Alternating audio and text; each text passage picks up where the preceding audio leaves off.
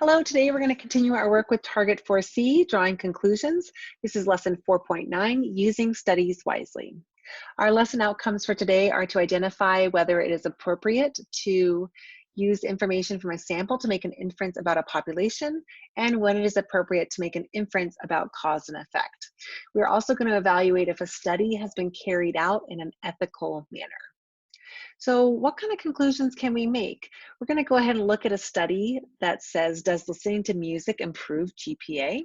Some students at your school claim that listening to music while studying helps improve their GPA. We're going to look at 4 proposed studies for investigating this question. So suppose we find the mean GPA of students who listen to music is significantly lower than the mean GPA of students who did not listen to music when they were studying. What conclusions can we make? Study number 1. Get all the students in your statistics class to participate in a study. Ask them whether or not they study with music on and divide them into 2 groups based on their answer to this question. So this was one proposed study, and we're trying to decide what kind of conclusions can we make if we performed this study. So first thing we want to check is, did we use a random sample? And the answer is no. We just gathered all the students in our class and we used them to participate in the study. So this is more like a convenient sample. It is definitely not a random sample. Did we use a random assignment? Did we use a random number generator or slips of paper to assign them to treatment groups? And the answer is no. We just said, hey, who listens to music while they study? Who doesn't listen to music while they study? And then we collected our results. So can we make any conclusions from this study? No, we cannot make any conclusions from this study. We can't make an inference about the population because it was not a random sample, and we cannot make an inference about cause and effect because we did not randomly assign treatment groups. So no conclusion. All right, our second study says to select a random sample of students from your school to participate in a study. Ask them whether or not they study with music on and divide them into 2 groups based on their answer to this question. So, do we have a random sample? And the answer is yes, we did perform a random sample. So now we need to look at, did we perform a random assignment? Did we randomly assign treatment groups? And the answer is no. Again, we just asked them whether or not they listen to music while they study, and then we divided them into groups based on their answer. So what kind of conclusions can we make? So whenever we use a random sample, we can make an inference about the population. So remember, an inference is a conclusion that we can come to based on reasoning and evidence. So since we have that random sample, we can say a statement about our population. However, we cannot make a conclusion about cause and effect. Again, remember, to identify cause and effect, we have to have that random assignment, and it has to be an experiment. It cannot be an observational study. So this sounds more like an observational study. We're just looking at their habits of, hey, do you study with music? And they answer yes or no. So we could say something like, for our conclusion, students in the whole school, because again, we use a random sample of our whole population, have a lower GPA if they listen to music, but we cannot say if that is why. We can't say it's the music that's causing their GPA to be lower. We just know if they happen to listen to music while they're studying, they happen to have a lower GPA. All right, our next study says, get all the students in your statistics class to participate in a study. Randomly assign half the students to listen to music while studying for the entire semester, and then have the other half, the other remaining, abstain from listening to music while studying. So we have 2 different treatment groups that we have randomly assigned. I think we're getting closer. So first we have to decide, did we have a random sample? Did we take our population and randomly select people to participate in our experiment?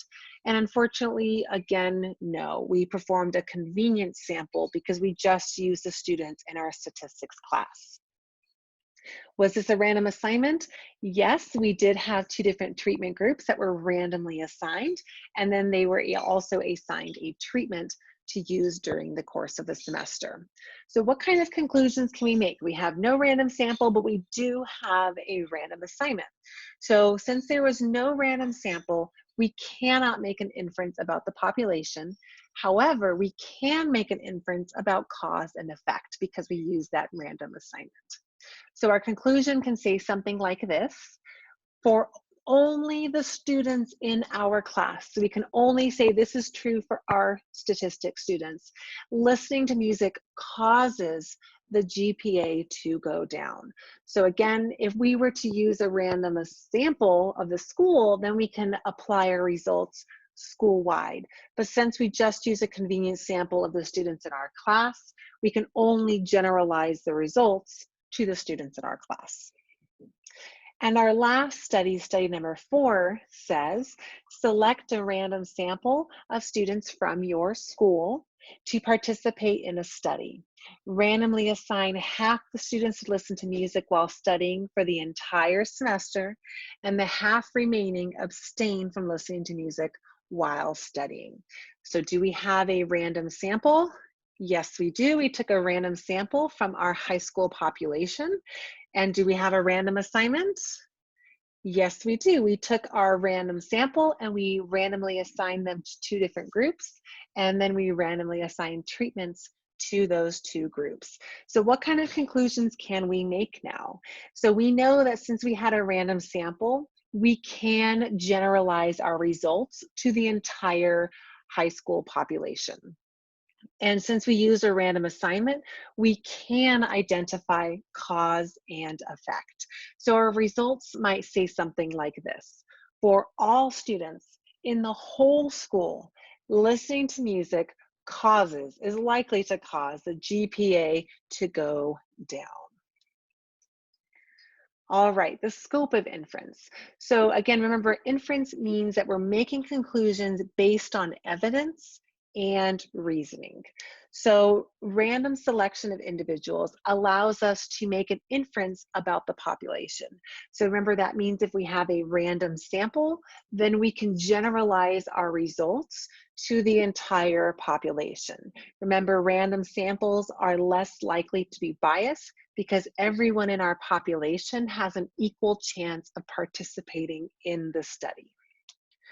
And if we have a random assignment, we can, a random assignment of individuals to groups allows us to make an inference about cause and effect. So again, if we have an experiment when we have 2 different groups and that we are imposing different treatments on those groups, and then we're measuring the results that happened as a result of the different treatments. So it's important to have that random assignment. Remember, it keeps our populations, or I'm sorry, our 2 groups generally the same. And then we know whatever changes or whatever differences that may occur, that it's likely because of the treatment if they're statistically significant. All right, so here's a chart that kind of summarizes what we talked about in our examples. What we want to look for, what the best kind of experiment to use, is one that has a random sample and random assignment. So you can see if you have both a random sample and a random assignment, you can make an inference about the population and about cause and effect.